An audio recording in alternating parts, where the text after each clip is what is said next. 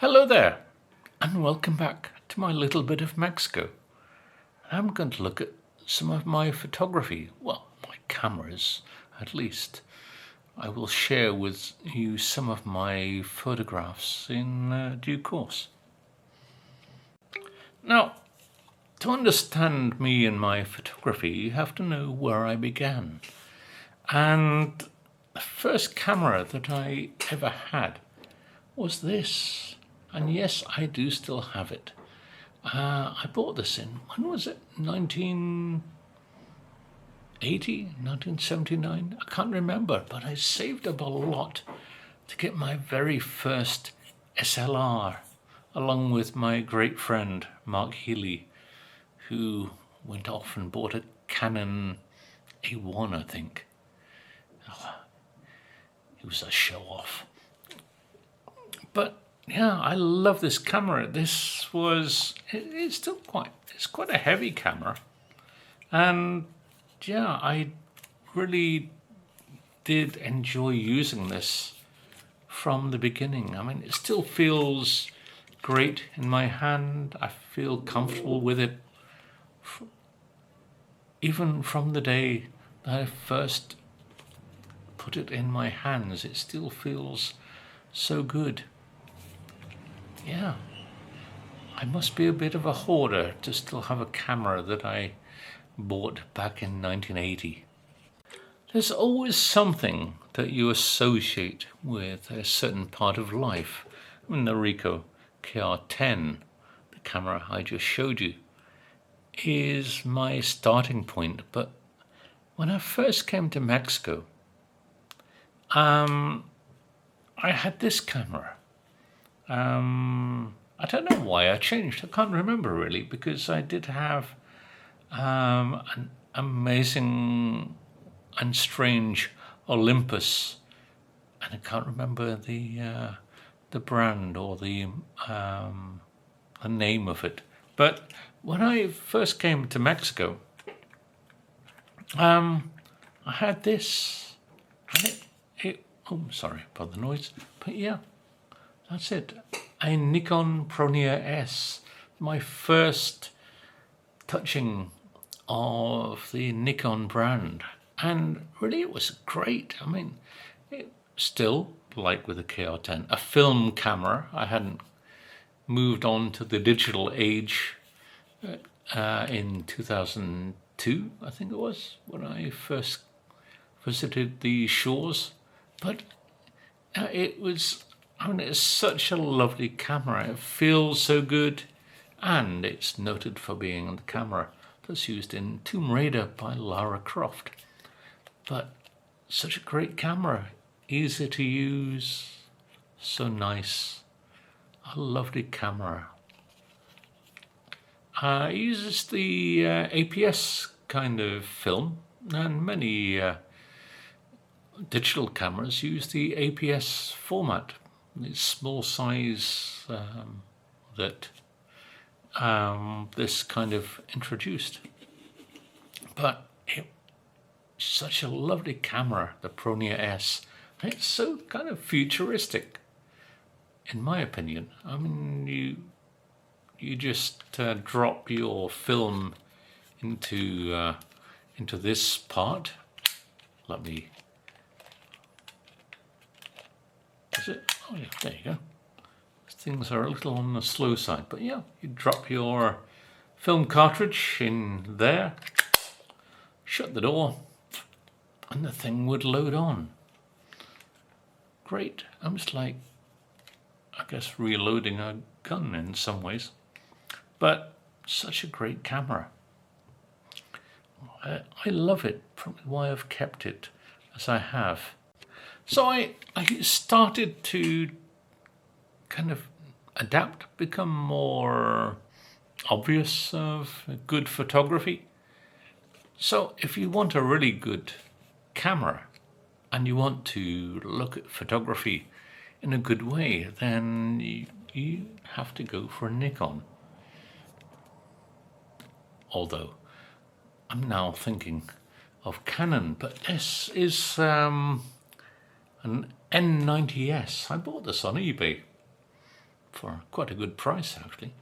And it is such a, and it has been, not it is, I don't use it these days because it's not so easy to get film, and I'm now into the digital age. But the N90S, which in Britain is called an F90, is, oh, it was such a great camera. It was such a great step up from the Pro Neo S. And it is rather a chunky camera, especially when you have it with the battery pack on the bottom. It feels as though if you are attacked while out on a photography expedition, you can just hit somebody with the thing, brain them, run away, and your camera will still be intact. Yes, I really enjoyed using this. I had an F80 as well, but I gave that away to my boss's daughter, who really wanted to get into photography. So I thought, I don't use the thing, why not? But I've kept this more as a memory, but I really would like to use it again. Yeah. I'd like to try film again. That seems to be getting back into fashion now. It's rather like vinyl records, I guess. So the digital age kind of came to me while I was here in Monterey. I think it was 2006. I can't remember exactly when it was, but I decided to lash out to buy a digital camera, and this is what I bought. It was a Nikon D300. Absolutely wonderful camera that has provided me with so many wonderful images. I'm just blown away by the quality, but it's old-fashioned. It's lacking, although it's a great-looking camera, it's lacking compared to many of the digital cameras around these days. Some which are far smaller.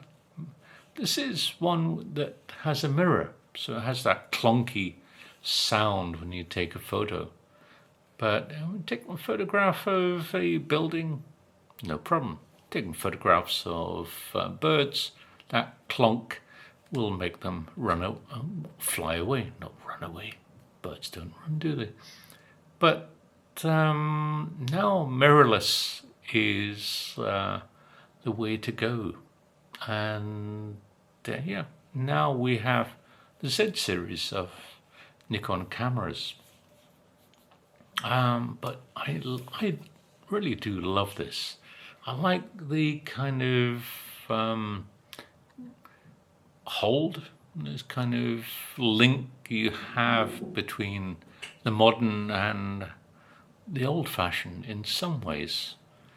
Well, that's not an analog camera. I guess the clunk of the mirror still makes it kind of analog. So I think I may move over to a mirrorless. I have an idea, maybe the Canon F50. Well, there's the Canon 50V. I can't remember the actual name, but yeah. I do love this old beast that I have. It's such a wonderful thing. So before I get into the camera that I'm going to really talk about, I must introduce you to one of those that I have in my collection. This is something from the 1950s. We're going into antique territory here. And I love cameras in general. So this one, which I bought, I think I also bought this from eBay when I was in the UK. I really want to try and find old cameras in the market in the Barrio Antiguo in Monterey.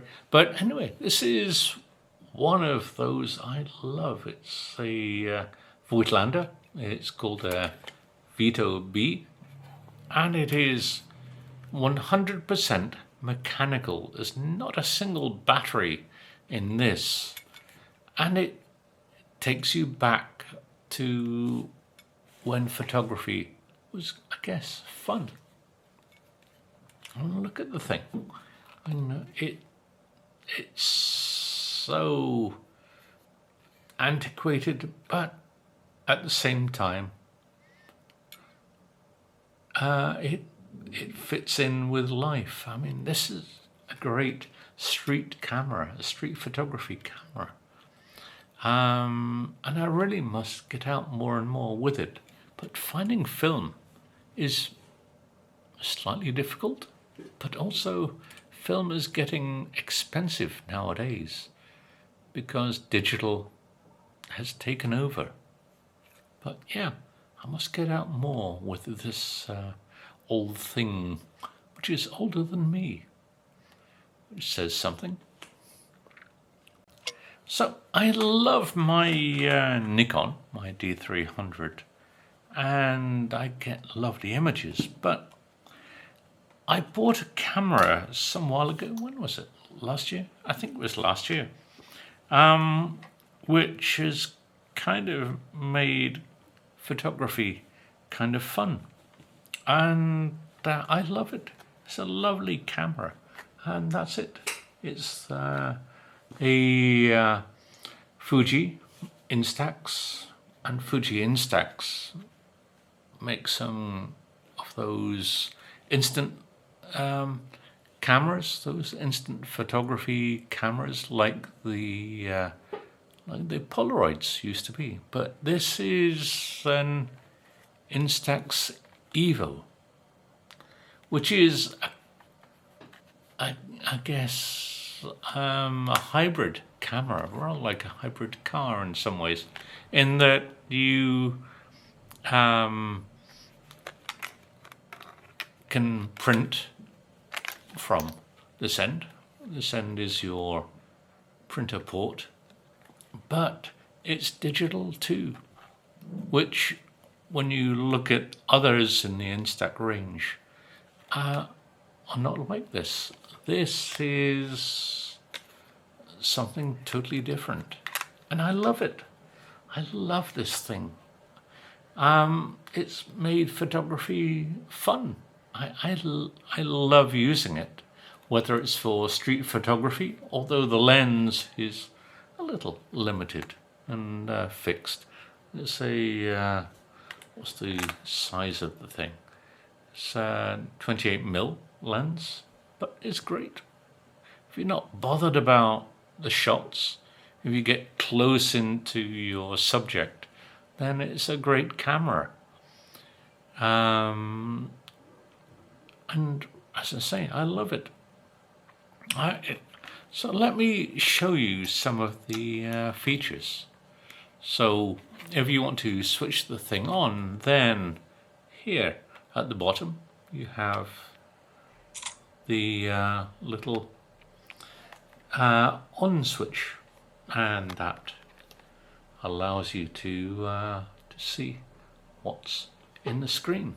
And you have the various controls here on the back. You can use the plus button on the back, which will increase what you're looking at. A play button.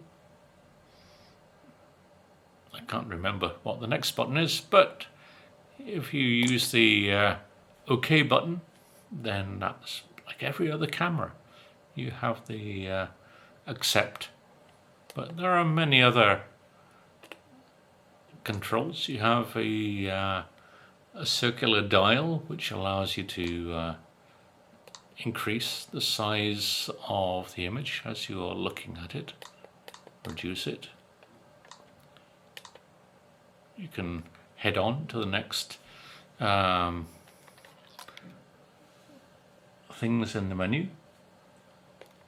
But in terms of using the thing, these are various extras. You have your shutter button here.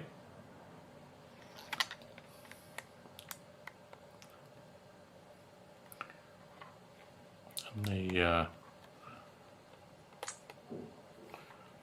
the button here allows you to work on various lenses and film styles. This, what looks like a wind-on button, is basically the one that allows you to print. So take a photo,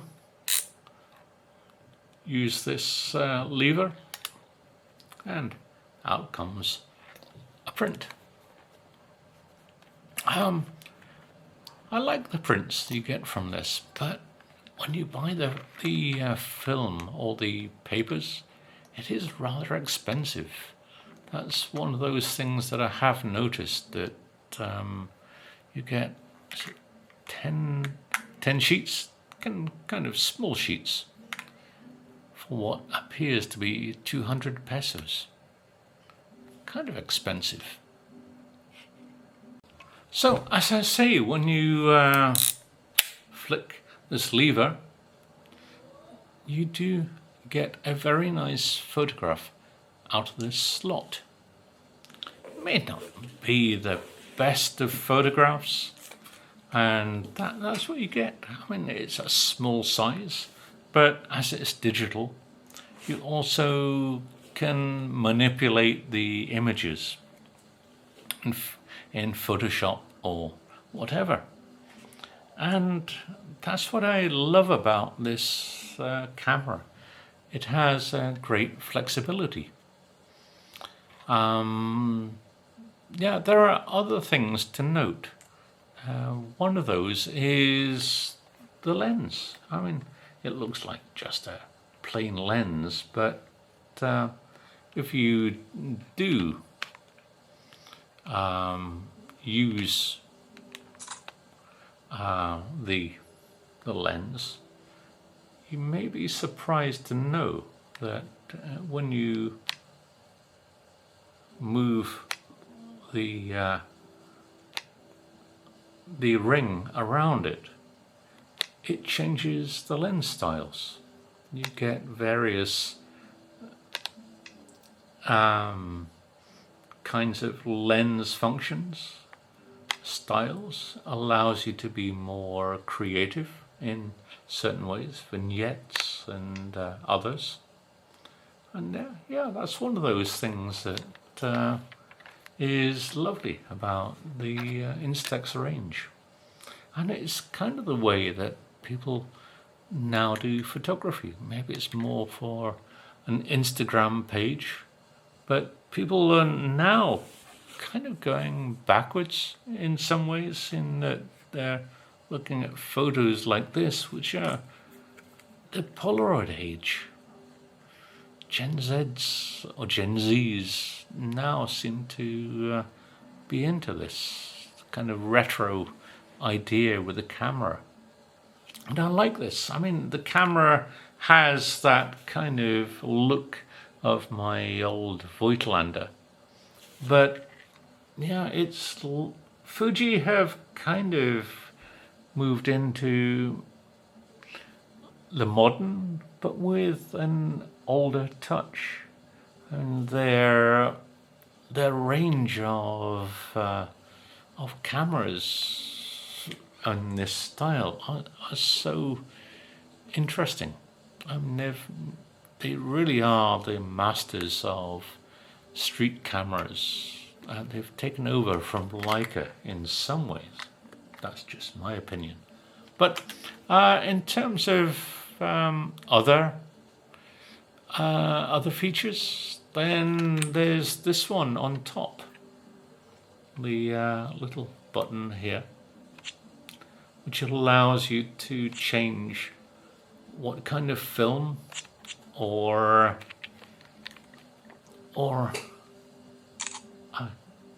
sorry, I just caught the on button and blinded myself. Yeah, please use the camera in a review in a good way, and I didn't. I like the display. I mean, it's kind of clear. One thing I've noticed is that you don't get that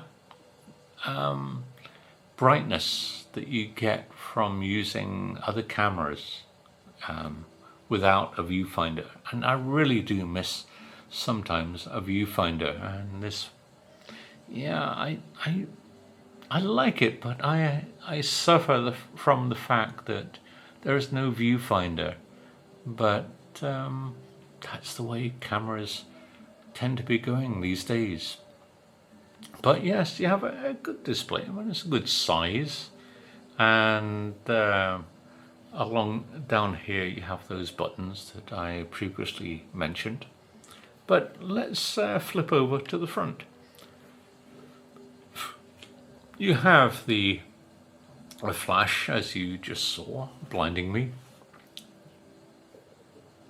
But here is a red light, an LED, which is generally used as the recharge.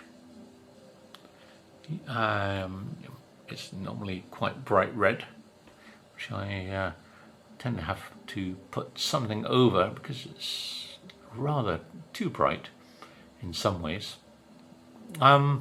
We have a mirror. There's a little mirror here if you want to take a selfie. And here on the front, next to it, is the shutter button. So you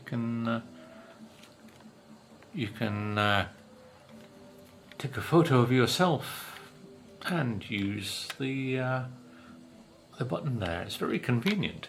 Yeah, I like that idea. Yeah. It's rather like having the shutter button on the front of the Canons that I use when I'm filming. But all in all, I like it. This is a really good camera. Oh, there is one thing I forgot to mention. On the bottom, it's not the easiest thing to get to, or they are not the easiest things to get to, but here on the bottom, if you lift this kind of hidden flap, you have here a USB-C connection for charging or transferring data, and next to it, of course, you have the data card. And as with most cameras these days, you get these absolutely tiny things. I mean, look at them. I mean, they're absolutely tiny, aren't they? I mean, how in the world does one fit 64 gigabytes onto something the size of a crisp, or a broken crisp even? I remember the first hard drive that I ever had on a computer back in, what was it, in the 80s? It was 40 megabytes, and that was a huge thing. But really, 64 gigabytes on one of these things? It's amazing, isn't it? Such is technology. It's kind of taken my brain away at times. It's just incredible how we can kind of fit this much of tiny space with a huge amount of data. It's incredible, isn't it? But anyway, yeah, you get one of these data cards. I'm not sure the maximum you would get. I'm using a 64. That seems to be good for everyday use of this camera. So yeah, And it's easy to transfer the data from here onto my hard drives. I do have many hard drives, and all in all, I would say this is one of the best cameras that I've played with for ages, and it's so much fun. I love it. I love how it is. It is like simplicity. It is a simple camera which is so lovely and easy to use. I mean, you just switch the thing on at the bottom here and just get on with it. Just take the photos as you are. Don't worry about the fact that it is relatively limited, which it is. I mean, it's not the most flexible of cameras. It has its limitations, but accept those limitations. Just get on with it. Just take photos, enjoy it, have fun, and that's all I can say about things, really. Enjoy it. I am. Thank you all. Bye for now.